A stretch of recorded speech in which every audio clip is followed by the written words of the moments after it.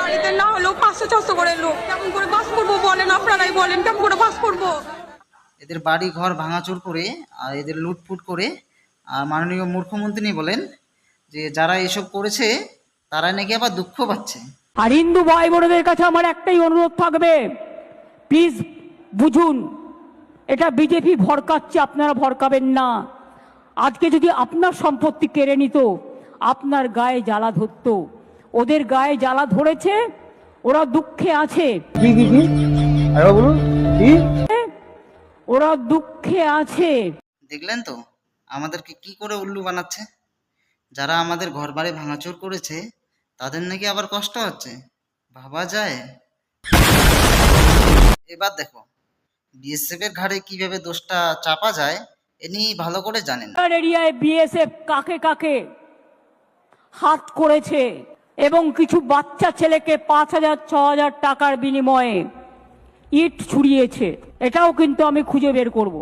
যে 2-3 মারা গেছেন, 3টে পরিবারকে বিএসএফও গুলি চালিয়েছে, তার বিরুদ্ধেও অ্যাকশন হবে। হিন্দু ভাইদেরকে মারধর করা হচ্ছে, ওদের ঘর বাড়ি ভাঙাচুর হচ্ছে, ঠিক আছে। আর ওই সময় বিএসএফ গুলো আসছে হিন্দু ভাইদেরকে রক্ষা করার জন্য, 2-1টা গুলি চালিয়েছে, তার জন্য কি বলছেন যে সে নাকি অ্যাকশন নিয়ে নিবে। এদের ঘর বাড়ি ভাঙচুর হয়ে গেলো, এদেরকে অনেক মারা হলো, এদের বেলায় কোনো অ্যাকশন নেই।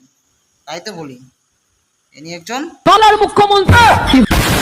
পুলিশকে কতবার ফোন করেছি, পুলিশ বলে শেষের বারে বলছে তোমাদের খুব দরকার আছে নাকি, আমাদের দরকার না থাকলে আমরা।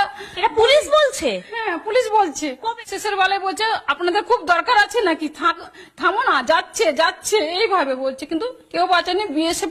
বিএসএফ এসে আমাদের জানে বাঁচাচ্ছে, বিএসএফ এর গাড়িতেই চেপে গেছি আমরা। বিএসএফ চাই না করছে, যা করছে কি বলছে? ভগবান, বিএসএফ কেন্দ্রীয় ফোর্স ওয়েস্ট বেঙ্গল। দেখো এখানে তো পুলিশ আসবে না বাঁচানোর জন্য, এখানে বিএসএফ গুলো আসছে, 2-1টা তো গুলি চালিয়েছে, তার জন্য এখানে তদন্ত করা হবে।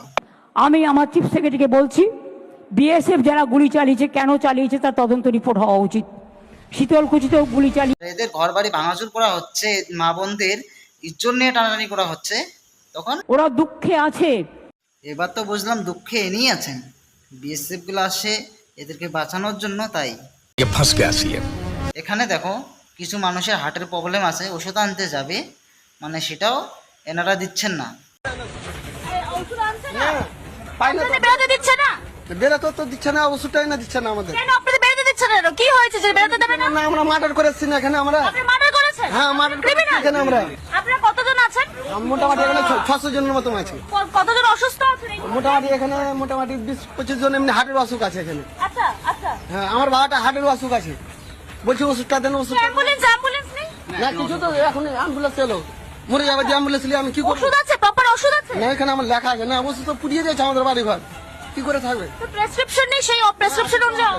হ্যাঁ আচ্ছা তো হ্যাঁ। কেন আসবে না? হ্যাঁ। কেন আসবে না? আপনারা এখানে মার্ডার করতে এসছি আমরা, এখানে আমরা মার্ডার করছি কি বলেন, আগে মার্ডার করতে এসছি এখানে। পুলিশ কি বলছে? কি বলছে পুলিশ বলছে যে ওষুধ দিবেন না, ই দিবেন না, কেন দিবেন না আমাদের এখানে? কাউকে দেওয়া হবে না, এখানে আমরা মার্ডার করে এসছি এখানে। এখানে সবারই অধিকার আছে, এখানে আমরা আমাদের পুলিশ তো নিয়ে আসছি, আমাদের এখানে জনগণ নিয়ে এসছে, আমাদের এখানকার এখানে বাসিন্দা নিয়ে এসছে আমরা। পুলিশ উদ্ধার করেছিল না আপনারা এসেছিলেন? না পুলিশ উদ্ধার কি করো, পুলিশ তো ভয় পালাচ্ছে।